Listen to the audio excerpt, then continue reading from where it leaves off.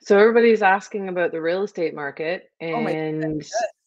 we have a worldwide network of realtors all over the world. And today we're going to talk to our one and only Fane Grant about what's happening in the Abbotsford, BC market. And if I was a buyer making a move to Abbotsford, BC, I want to know, what Yeah, does 700,000 buy me in Abbotsford, BC? that's right. That's right. So 700,000. First of all, thank you for the intro, Jen. It's great to be here. Yeah, absolutely. So Abbotsford. So just for those people that aren't really familiar with like where we are in BC, we are. So if you take Vancouver, we are 45 minutes east of Vancouver and slightly south. So we are right on the USA border, I would say. Like Wow. I can, yeah, So like is it great shopping there? Like, can you cross the border and I go never really shopping? do. I never really do just because it just doesn't really, I don't know. I've never gotten the habit of it, but a lot of people do cross the border just so they can go get gas. Like if nothing else, cheese and gas. Oh, cheese and gas. Cheese Is and there a gas. lot of Dutch people there? So Yeah, they're there getting are. cheese? Yeah. Yeah, there are. Yeah. Yeah, in Chilliwack. Yeah, definitely. Um, but yeah, anyways, yeah. So we're really close to the border. So actually, it's funny that you say that because the my son's school principal, he actually lives in Blaine, Washington, and he crosses the border every day to come be the principal at my son's Oh, school. Go figure, right? wow. So yeah, it's really, really close. But yeah, Okay, so what can we buy for 700,000? 700,000 will not get you a single family detached. I would say that it would get you, a nice townhouse, a decent townhouse, nothing fantastic, Something that might need a little bit of updating, right? that kind of Yeah, idea. a little bit older maybe. But anything that would be, I want to say 10 years and younger, you're probably looking, even then, you're probably looking at, 800,000 to 950. And for a nice townhouse, like a nice new one, you're looking anywhere from 900 to 1.2, 1.3 easily. Now, what kind of price appreciation have you seen year over year? Like, if I was to have bought a townhouse last year or even in 2020, Yeah. what, like, what, I mean, I know in our area, our townhouses are now in the 900s. And I'm thinking back to like 2020, and they were like in the 600s, and we thought that seemed like a lot of money. Right. So I'll tell you a personal story. I'll take you through a journey. So in 2019, I had sold my townhouse. So just a 3-bedroom townhouse built in 2011. I had, a few renovations, whatnot. And at this time in the market, there Yeah, was, I think, 9 listings in our whole development. So yeah, there was definitely a lot of competition there. And I was in a bit of a time pinch because, of course, we were buying this place. yeah. And so I ended up selling it for, I want to say, under market value at 457. Okay, 457, What? 457, 2019. Yes, June of Oh, 2019. wow. And so the people that bought my place, like they're lovely family. And I was like, you know what? I would rather this than, not have 20% down on our purchase. Long story short, should have kept it, but whatever. Anyways, you take us to 4 months ago, it sold for 760. So Now, almost double. yeah. And that was 3 months ago or 4 months ago. Now, the identical unit layout in that building sold for 850.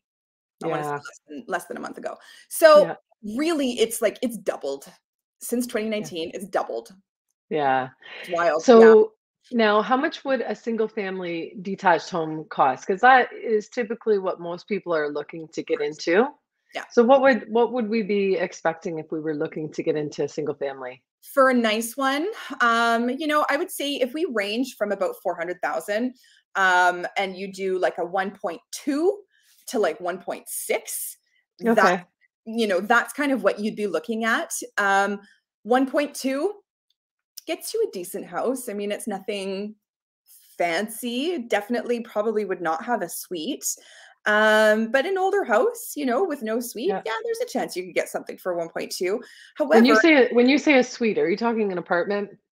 rental area downstairs. Yeah, like a Yeah. basement suite. Yes, sorry. Okay. Yes. Okay. And then if you're looking, 1.3, 1.4, 1.5, that's where you're going to find something relatively decent, I would say, and probably, an unauthorized or authorized suite downstairs to help with that mortgage. And I would say Okay. more of like the luxury, not luxury, but the more higher end homes, which we definitely do have, can range from about 1.5, 1.6 to well into the 2 millions. Okay. So, tell me about what kind of amenities, what do you have there? If I'm thinking of moving there, what can I find? What can I expect?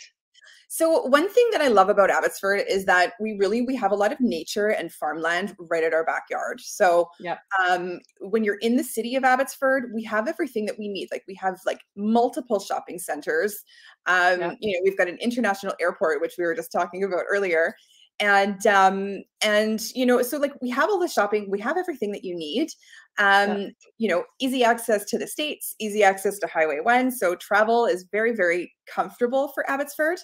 And you can be in the city, but then you can drive 10 minutes and completely be in the middle of nowhere, like nature, farmland, you name it. Like we're definitely in the valley. So like as an example, we have we bought a little RV, nothing special, but we bought an RV this year.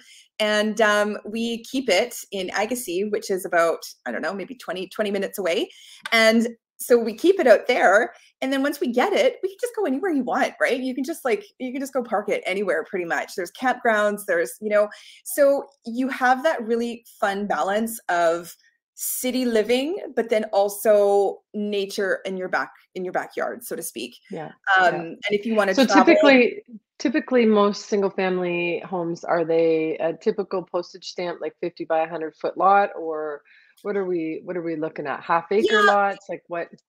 they can range. So I would say, it's interesting because you get some of the, 1970s, 1980s, and 90s homes. And I would say your typical lot would be about 7 to 8,000 square feet. Um, you'd have if you had 12,000 square feet, that would be considered like a big lot, which they do definitely exist.